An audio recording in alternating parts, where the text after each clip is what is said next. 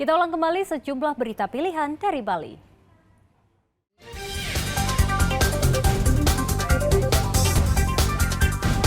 Hampir jarang kebanjiran, warga desa Serongga Gianyar harus merasakan banjir setinggi betis orang dewasa.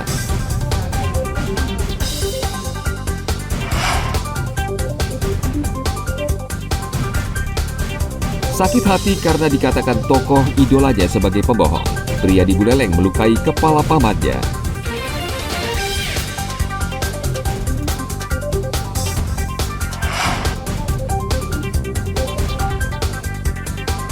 Museum Ogoh-Ogoh di Badung mengumpulkan ogoh-ogoh terbaik dan menjelaskan filosofi ogoh-ogoh pada pengunjung museum.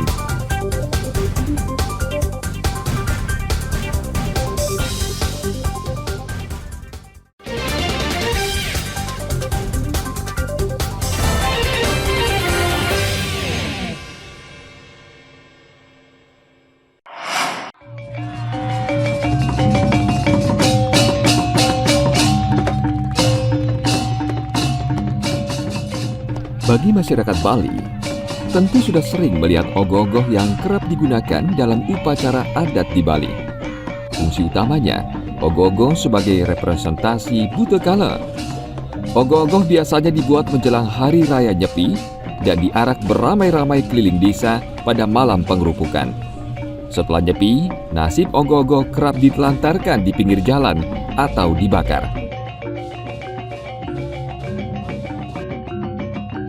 Hal ini membuat Iketut Nuade tergerak dan membuat Museum Ogoh-Ogoh.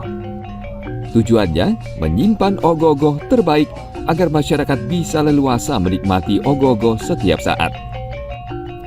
Deretan ogoh-ogoh beraneka ragam dan ukuran bisa dilihat di museum yang terletak di Jalan Ayodhya nomor 1, Taman Ayun, Desa Mengwi, Kabupaten Badung. Museum ini dapat ditempuh 40 menit dalam kondisi arus lalu lintas lancar dari kota Denpasar. Ada 32 ogoh-ogoh yang menyuguhkan berbagai karakter raksasa hingga awatara. Di museum ini juga tersemat cerita epos Ramayana dan Mahabharata.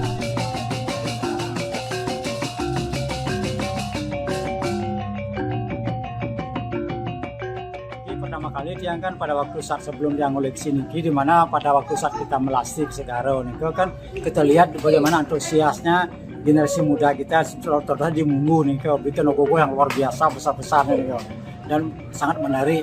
Nah begitu kadang-kadang habis dipakai niko, bagi yang mungkin kasihan dia bakar, kadang-kadang yang lihat ada di pinggir jalan niko, karena rasa kasihan kepada karya seni tidak terhormat tempatnya niko. Nah, ya, kalau yang sudah dibakar tidak masalah, sudah hilang kan. Tapi kadang-kadang asal karya yang bagus itu kadang-kadang kasihan kita lihat ya. Sampai juga yang secara pribadi juga senang, betul dia juga pelukis. Senang lah melihat karya seni ini.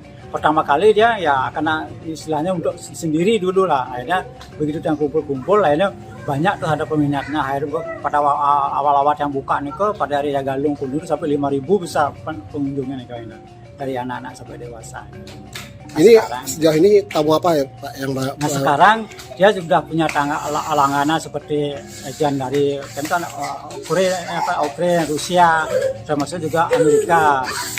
Dulu yang paling sering nih dari Kentan tapi namanya Celoksia. Nah sekarang hampir campur lah, terutama kalau hari raya nih kebanyakan lokal. Pengunjung bisa mengetahui lebih jauh filosofi masing-masing ogoh-ogoh dari penjaga museum. Para pengunjung yang datang dari dalam dan luar Bali terlihat sangat menikmati keberadaan Museum Ogoh-Ogoh ini. Yang sangat menarik ya dari berbagai jenis ogoh-ogoh yang tersedia di sini, dan juga kan setiap ogoh-ogoh jadi kan filosofinya banyak, jadi tahulah lebih banyak tentang seputaran ogoh-ogoh dan ceritanya. Bagi saya ini donasinya termasuk murah malah karena ini juga bisa mengedukasi dan juga kita juga bisa tahu banyak tentang ogoh-ogoh. Donasinya itu kan 10.000 per orang, jadi menurut saya ini masih sangat murah ya.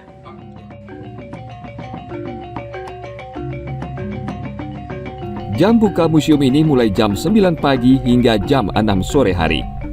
Tidak ada tiket masuk yang dipatok oleh pengelola. Pengunjung hanya diminta untuk berdonasi mulai dari Rp5.000 hingga Rp10.000.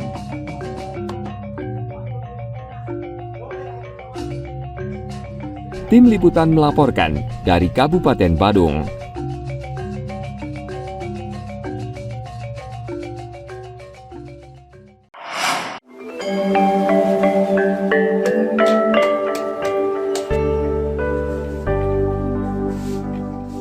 Cuaca tidak menentu menghambat proses dan jumlah produksi kerajinan gerabah di Desa Kapal Badung. Kondisi ini disebabkan karena sinar matahari kurang maksimal bersinar dalam seminggu terakhir. Minimnya sinar matahari berdampak ke proses pengiringan produk kerajinan gerabah yang sebagian besar diproduksi untuk keperluan upacara ini. Pengeringan gerabah dengan memanfaatkan sinar matahari dibutuhkan perajin agar produk yang dihasilkan tidak retak saat memasuki tahap pembakaran. Kendala yang dihadapi perajin ini akhirnya berdampak pada jumlah gerabah yang dihasilkan serta waktu pengerjaan kerajinan gerabah menjadi lebih lama.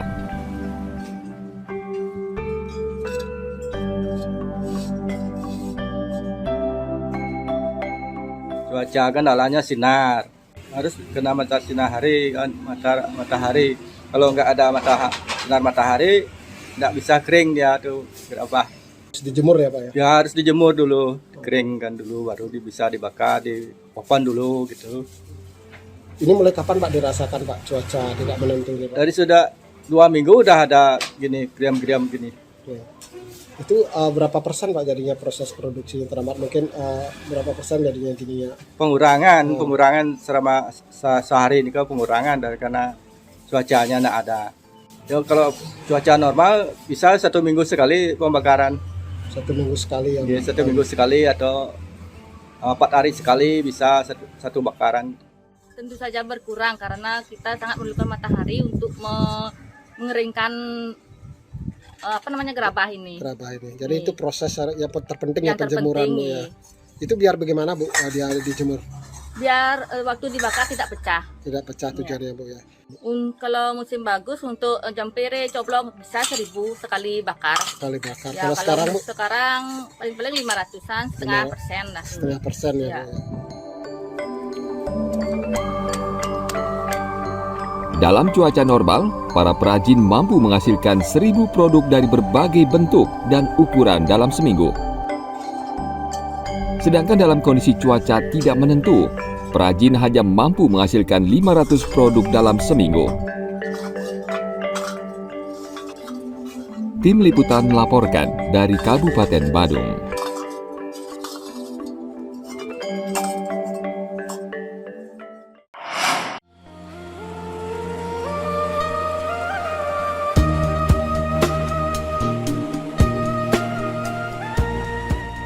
Usaha pembuatan dupa ini telah ditekuni oleh Ikadek Joni Asmara Adiputra sejak tahun 2009 lalu.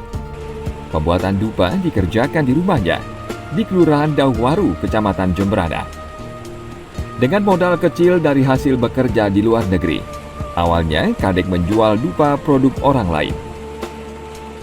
Karena meningkatnya permintaan dupa, usahanya dikembangkan dengan membeli alat produksi dupa.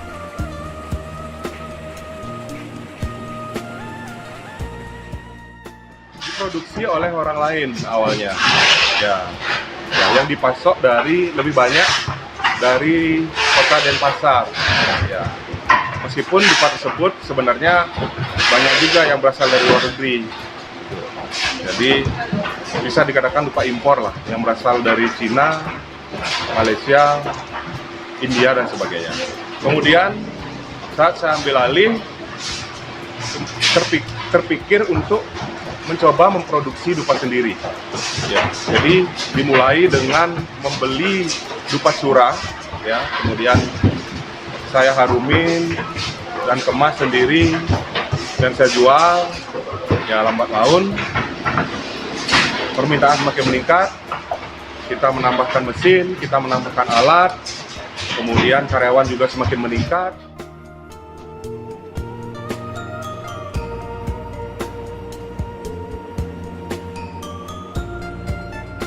Dupa buatan Kadek menawarkan berbagai jenis aroma wangi. Dupa dijual di beberapa kabupaten di Bali hingga luar provinsi. Bisnis dupa yang ditekuninya kini telah beromset hingga miliaran rupiah per bulan. Usaha ini mampu menampung sebanyak 200 orang tenaga kerja dari wilayah Jemberana. Tim Liputan melaporkan dari Kabupaten Jemberana.